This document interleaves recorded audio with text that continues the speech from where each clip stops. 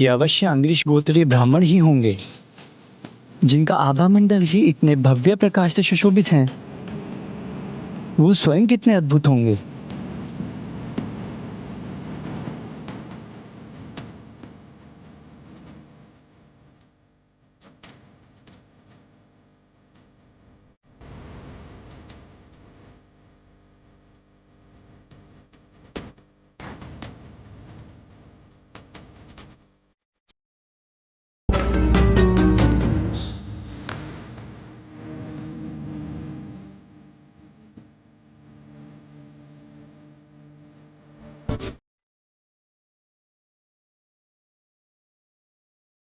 यदि मुझे आप सभी को पहचानने में कोई भूल नहीं हो रही, तो आप सभी अवश्य अंग्रीष गोत्रीय ब्राह्मण ही हैं ना?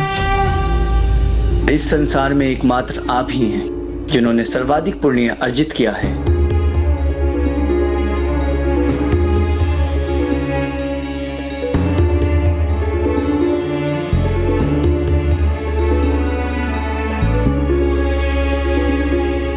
बहुत विचित्र आकृति और छवि है इन सभी ब्राह्मण देवताओं की।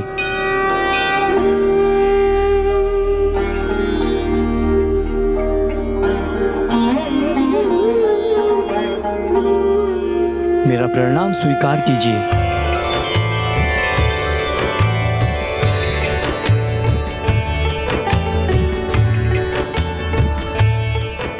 कौन हो तुम वत्स, और यहाँ किस आशय से आए हो?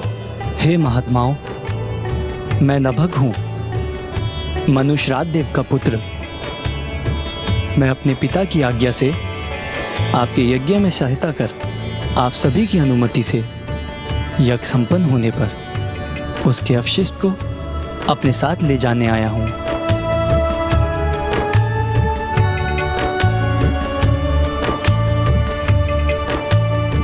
मैं तुम्हारे इस प्रस्ताव का स्वागत करता हूँ वत्स, और हमारे यज्ञ के संपूर्ण होने के बाद उसका अवशिष्ट ले जाने की अनुमति देता हूँ।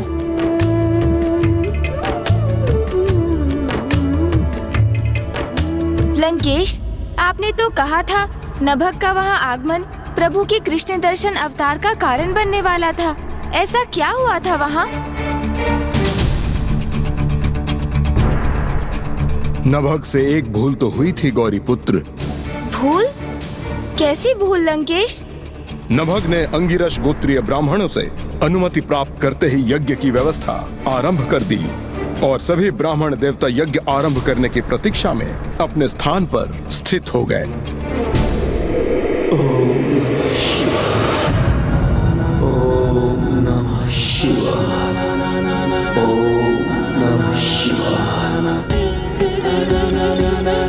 ओम श्री गणेशाय नमः, ओम अग्निदेवाय नमः स्वाहा, ओम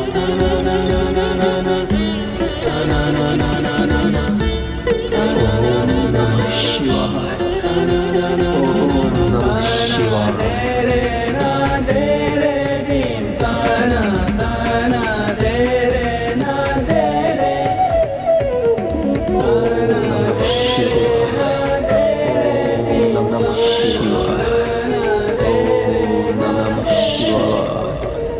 अद्भुत है इन ब्राह्मण देवताओं का दिव्य तेज जो इन्होंने अपने यज्ञ से अर्जित किया है। वत्स नभग, तुमने हमें इस यज्ञ को संपन्न कराने में बहुत सहायता कर अधिक पुण्य प्राप्त करने में जो हमारा सहयोग किया है, वही पुण्य है जिसे हम अपने संपूर्ण जीवन में प्राप्त करते रहे हैं। हमने इस यज्ञ से जिस परिणाम को प्राप्त करने की कामना की थी, वो हमें प्राप्त हो गया। अब तुम भी इस यज्ञ के अवशिष्ट को प्राप्त कर सकते हो। लंकेश, इस संपूर्ण घटनाक्रम में नभग से कोई भूल कहाँ हुई? उन्होंने तो यज्ञ भलीभांति संपन्न करवाने में ब्राह्मण देवताओं की सहायता की।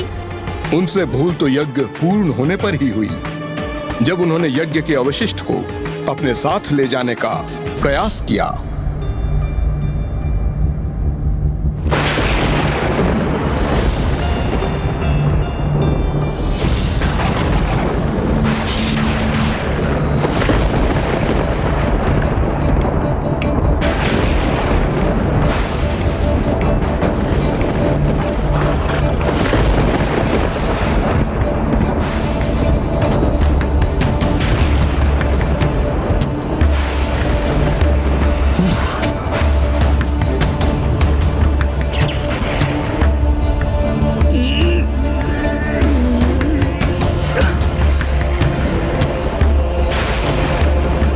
ये क्या हो रहा है?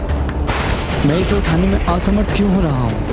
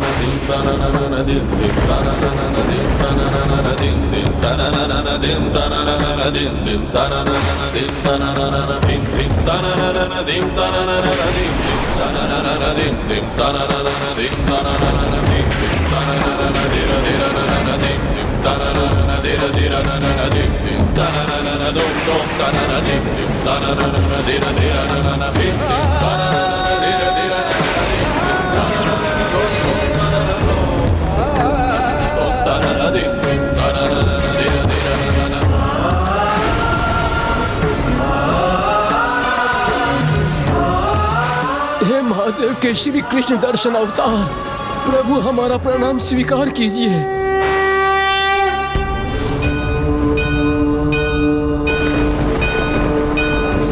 महादेव, प्रणाम महादेव।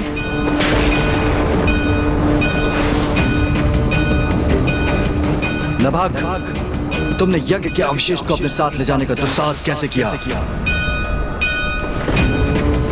ज्ञात नहीं है तुम्हें कि यज्ञ के अवशिष्ट पर मेरा अर्थात रुद्र का अधिकार होता है। आपके प्रति दोष करने का मैं दुस्साहस कैसे कर सकता हूँ?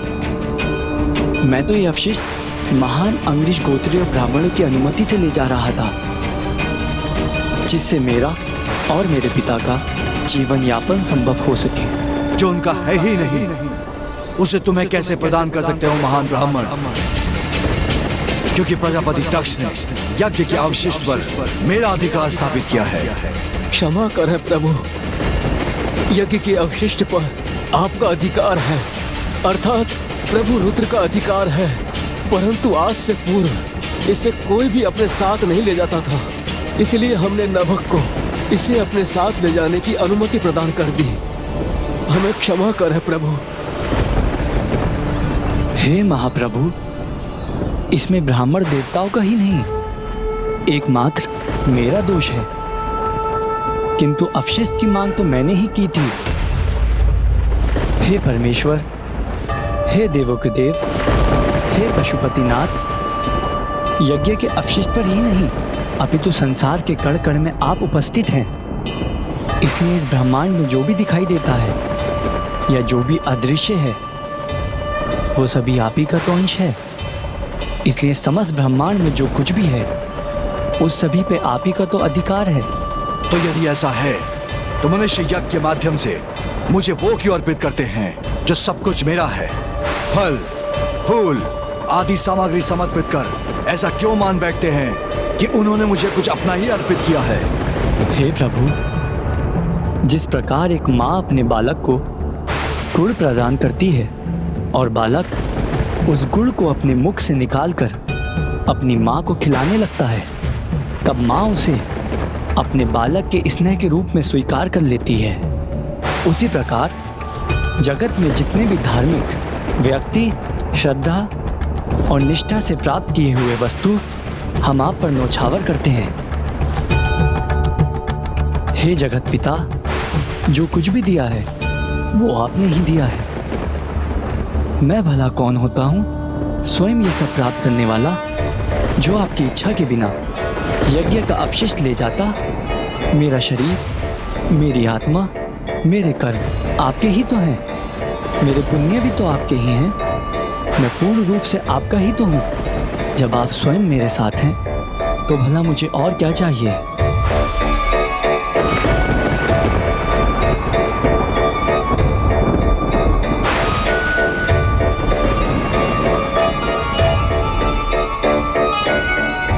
नभग, तुमने कितनी सरलता से बिना किसी दुविधा के उस यज्ञ के अवशिष्ट के प्रति आसक्ति का त्याग कर दिया, जिसके इतने श्रम के परिणाम स्वरूप तुमने प्राप्त किया था।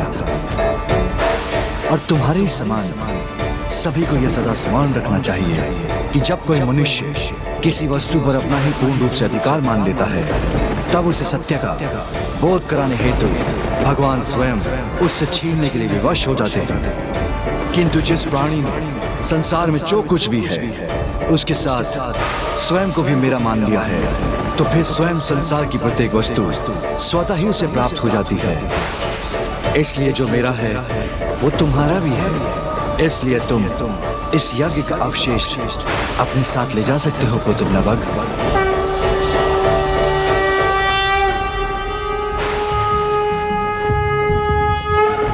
प्रभु, नभग को आपने वो प्रदान किया जो उसे चाहिए था, किंतु हमारे ऊपर भी अपनी कृपा दृष्टि डाली है प्रभु। हम दीर्घ काल से जिसकी कामना कर रहे हैं उसकी हमें प्राप्ति क्यों नहीं हुई? हमें मुक्ति क्यों नहीं मिल रही प्रभु? हमारी वृद्ध अवस्था की इस चरम अवस्था में भी हमारी आयु समाप्त क्यों नहीं हो रही है प्रभु?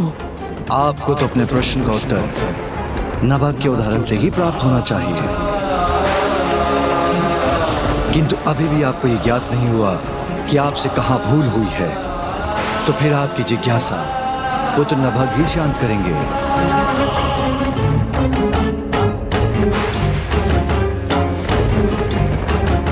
हे ब्राह्मण देवता, मुझे क्षमा कीजिए, किंतु ये मेरा कहना आवश्यक है कि आपकी इस दशा का कारण आपकी आसक्ति है। आसक्ति? कैसी आसक्ति? पुत्र, हमारे पास है ही क्या जिससे हम आसक्त हो सके? पुण्य, वो पुण्य जो आपने आज तक अर्जित किए हैं, उनके प्रति आसक्ति भाव रखने के कारण आपने प्रभु को समर्पित नहीं किया। उन पुण्यों का फल तभी तो प्राप्त होता है जब हम उनके प्रति आसक्ति के भाव से रहित होकर उन्हें ईश्वर को अर्पित करते हैं। इसलिए तो प्रत्येक यज्ञ के पश्चात ये कहा जाता है, ईश्वर को समर्पयामि, अर्थात हमने जो भी आपसे प्राप्त किया है वह आपको समर्पित करते हैं प्रभु। जब तक आप अपने पुण्य की आसक्ति से बंधे रहेंगे तब तक जगत से कैसे मुक्त होंगे आप सभी? विधाता सभी को एक निश्चित आयु के साथ संसार में भेजते हैं, किंतु ये आयु व्यक्ति के पुण्य के कारण बढ़ती और घटती भी है। आपके पुण्य के कारण आपकी आयु में निरंतर वृद्धि तो हो रही है, परंतु शरीर तो समय के साथ दुर्बल होता ही है। इसलिए संसार से अपने शरीर को मुक्त करने के लिए सर्वप्रथम आपको स्वयं को अपने पुण्यों के प्रति अपनी आसक्ति से मुक्त करना होगा।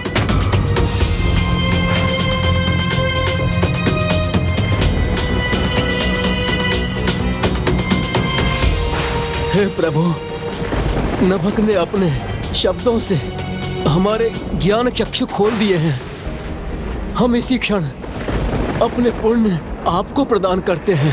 नहीं, मुझे आपके पुण्य की आवश्यकता नहीं है। मुझे आपके पुण्य की आवश्यकता नहीं है। मुझे आपके पुण्य की आवश्यकता नहीं है। आप अपने पुण्य मुझे नहीं, पुत्र नभग को प्रदान कीजिए, क्योंकि वही उसको प्राप्त करने के योग्य है। आपकी पुण्य की शक्ति का उचित उपयोग एकमात्र पुत्र नभग ही कर सकता है, क्योंकि उसे किसी भी वस्तु अथवा सांसारिक सुख के प्रति कोई आसक्ति नहीं।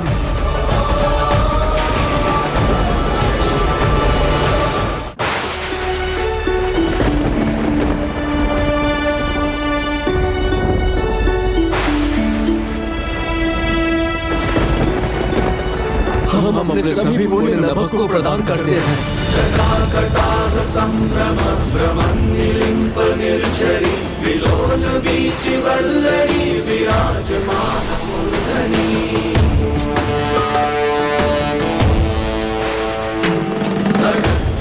इस प्रकार मेरे प्रभु शिव शंकर शंभु के कृष्ण दर्शन अवतार का आशीर्वाद पाकर नभग को मात्र यज्ञ का अवशिष्ट ही नहीं अपितु पुण्य का सागर ही प्राप्त हो गया। इस पुण्य के प्रति भी उनकी कोई आसक्ति नहीं थी, इसलिए पलक झपकते ही जिसके पास कुछ भी नहीं था उसने सब कुछ प्राप्त कर लिया और वो चक्रवर्ती राजा बन गए।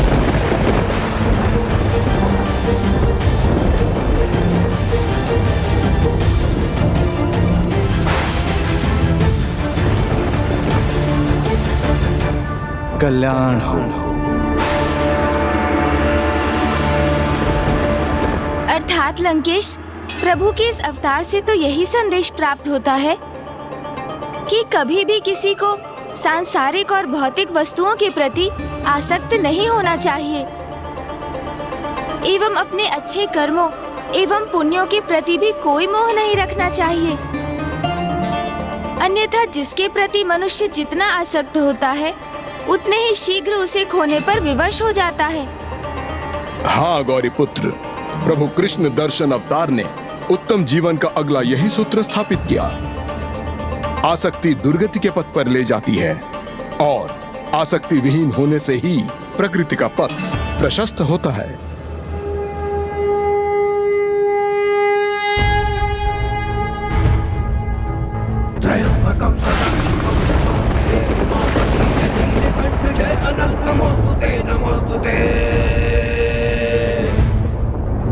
हो भोलेनाथ भक्तों के हो कष्ट से निवारते, ये सृष्टि सारी संकटों से मिली है उबारते।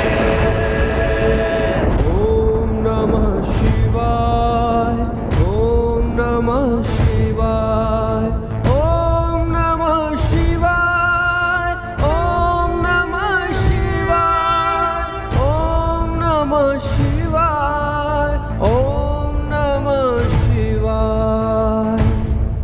जब राज्य विभाजन किया भाइयों को कुछ भी ना दिया, आज्ञा से पिता की ब्राह्मण यज्ञ को संपन्न किया। अवशिष्ट धन नभक को दे के ब्राह्मण जब चले गए, तब शिव जी वहां कृष्ण दर्शन रूप ले प्रकट हुए। ओम नमः शिवाय, ओम नमः शिवाय, ओम नमः शिवाय, ओम नमः शिवाय। प्रणाम प्रभु। प्रणाम प्रभु। कल्याण हो।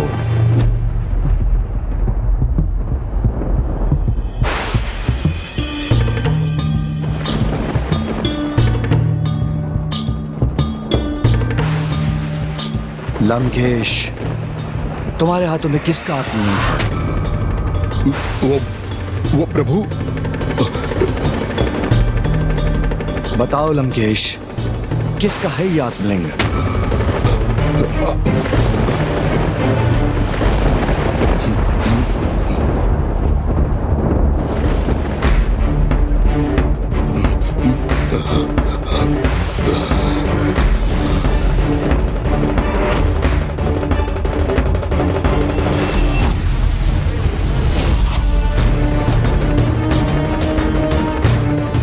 प्रभु ने इन आत्मलिंग को मुझे प्रदान किया है। अपनी तपस्या से मैंने इन्हें अर्जित किया है, इसलिए ये मेरे हैं। हाँ प्रभु, ये मेरे ही हैं। अनेकों बाधाएं आई मेरे मार्ग में, किंतु मैंने इन्हें नहीं खोया। ये मेरे हैं, मेरे प्रभु। इन्होंने स्वयं आसक्ति पर आधारित प्रभु के अवतार की कथा सुनाई है, फिर भी प्रभु के आत्मलिंग के प्रति अपनी ही आसक्ति से मुक्त नहीं हो पा रहे हैं। ये तो ज्ञात है ना आपको कि आसक्ति से ही दुर्गति है।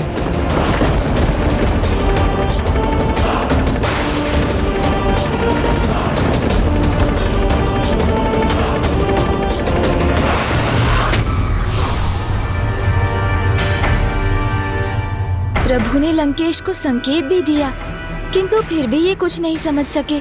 इसलिए सत्य ही कहा जाता है कि अहंकार में महाज्ञानी भी अज्ञानी हो जाते हैं।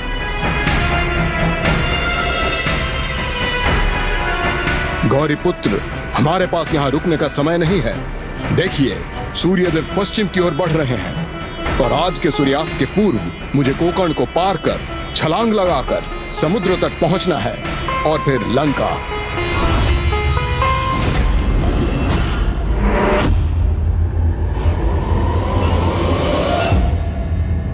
अब मेरे पास बहुत कम समय शेष है, तो अब मुझे अधिक जल प्रदान करना होगा इन्हें, तभी मेरी योजना सफल हो सकेगी।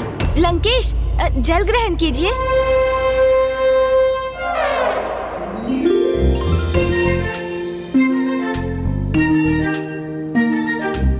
लंकेश, शीघ्र आपको महासागर पार करना होगा, इसलिए जितना जल ग्रहण कर सकते हैं कर लीजिए, जिससे आप में ऊर्जा बनी रहे और प्रभु के आत्मलिंग को जहाँ पहुँचना चाहिए वो वहाँ पहुँच सकें।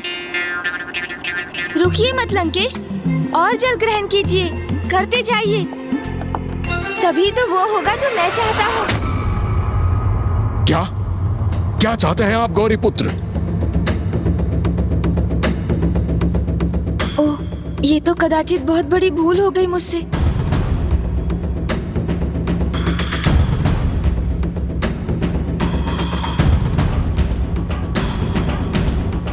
मैं तो बस इतना ही चाहता हूँ लंकेश कि प्रभु के आत्मलिंग उनके उचित स्थान पर पहुँच जाएं। किंतु उसके पूर्व आप मुझे प्रभु के अन्य अवतारों की कथा भी अवश्य सुना दें।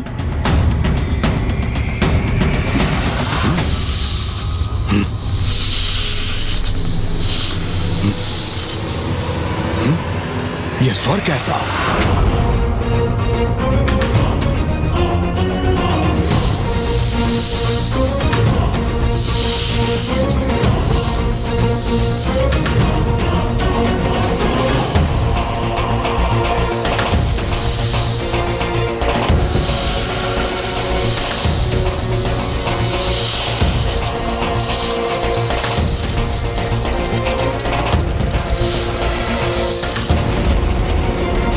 मुझे इस गिलहरी की सहायता करनी चाहिए।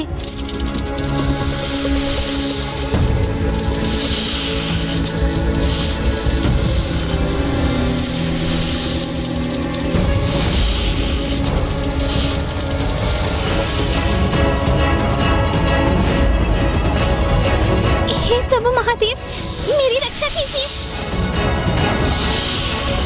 हे प्रभु महादेव, मेरी रक्षा कीजिए। हे प्रभु महादेव, मेरी रक्षा कीजिए।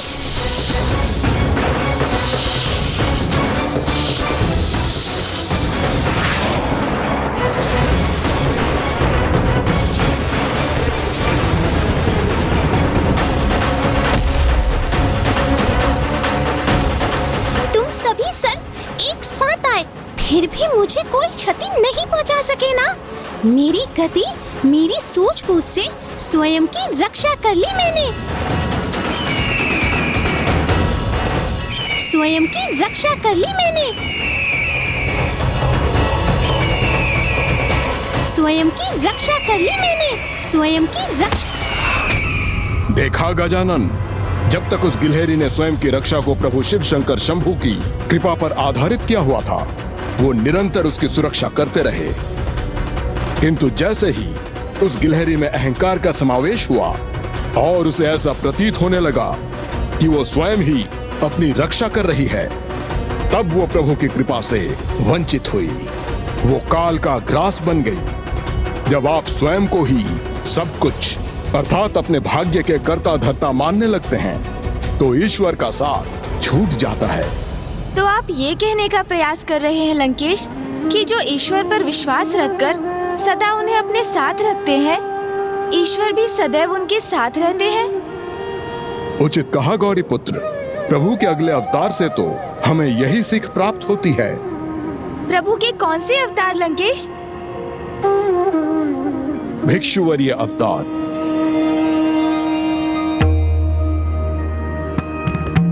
मैं प्रभु के इन अवतार की कथा सुनने के लिए अति उत्सुक हूँ। लीजिए लंकेश, जल से अपना कंठ तर कर लीजिए और फिर प्रारंभ कीजिए उनकी कथा।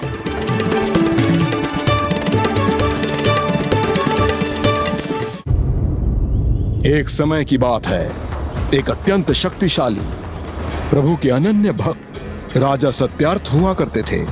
उन्हें यह विश्वास था कि उनके निकट के राज्यों से उनका मित्रवत संबंध है, किंतु राजा सत्यार्थ को ये ज्ञात नहीं था कि उनके निकटवर्ती राज्य उनके राज्य के समृद्धि से ईर्ष्या रखते थे और फिर इसी द्वेष के कारण एक दिवस एक समीप के राज्य की सेना ने उनके राज्य पर आक्रमण कर दिया।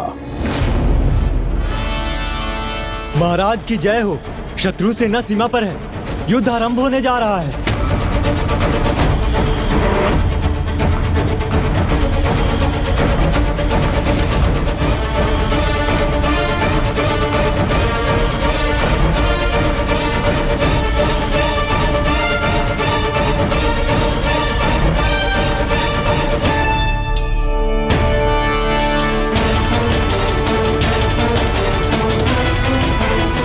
स्वामी, विजयी होकर लौटिएगा। और राजा सत्यार्थ बिना युद्ध के लिए तैयार अवस्था में ही युद्ध भूमि की ओर प्रस्थान करने पर विवश हो गए और दुर्भाग्यवश वही उनका अंत भी हुआ।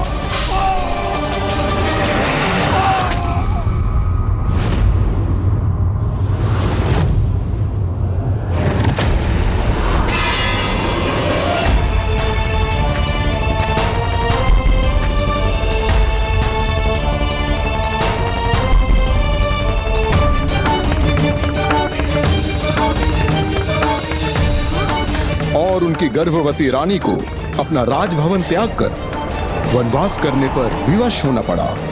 किसी प्रकार रानी वहीं वन में छिपी रही और फिर उन्होंने उसी दीनहीन अवस्था में शीघ्र ही एक पुत्र को भी जन्म दिया।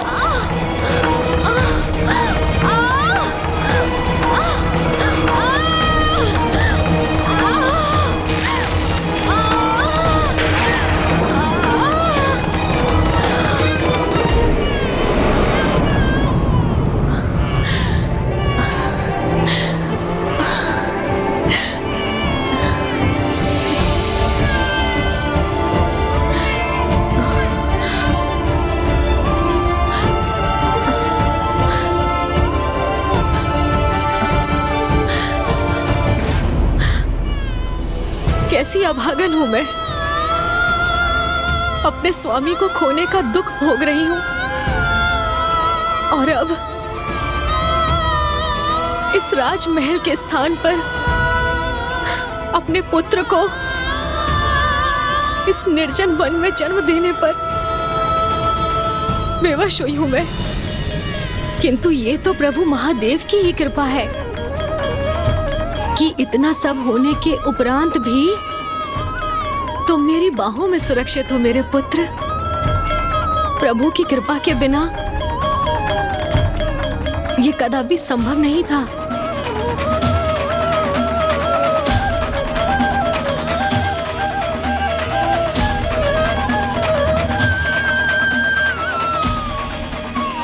पुत्र, हम पर अपनी कृपा दृष्टि रखने हेतु यहाँ पर भी उपस्थित है प्रभु। मेरे प्रभु शिव शंकर है यहाँ हमारे साथ, हमारे निकट। जिन्होंने इतने कष्ट सहे, पति को खोया, राज्य से बहिष्कृत हुई, वन में अकेली अपने नवजात शिशु के साथ विचरण करने में विवश हो गई, फिर भी प्रभु पर उनका विश्वास स्थिर रहा। ऐसी माँ की प्रभु के प्रति निष्ठा तो अत्यंत प्रशंसनीय है लंकेश। किंतु अनिष्ट ने उनका साथ अभी भी नहीं छोड़ा था। उनके साथ जो पूर्व में हुआ था, अब उससे भी भयंकर कुछ होने जा रहा था।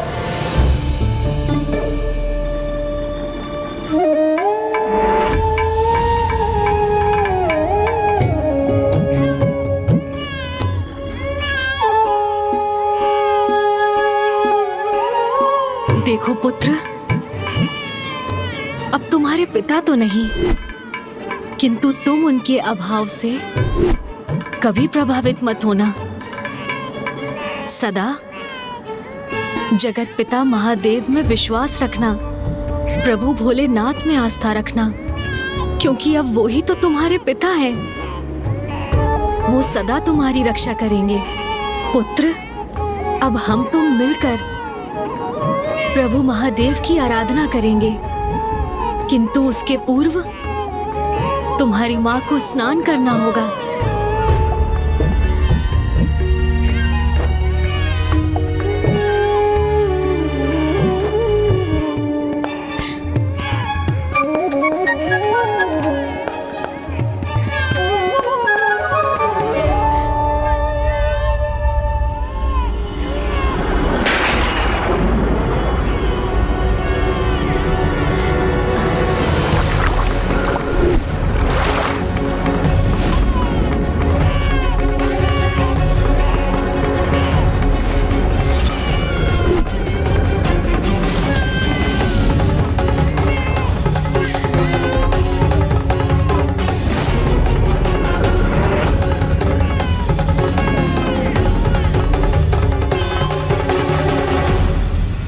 चिंता मत करो पुत्र, मैं तुम्हें यहाँ अकेला छोड़कर नहीं जा रही हूँ। देखो, तुम्हारे साथ स्वयं प्रभु महादेव हैं, इसीलिए तुम्हें कोई क्षति नहीं पहुंचेगी मेरे पुत्र।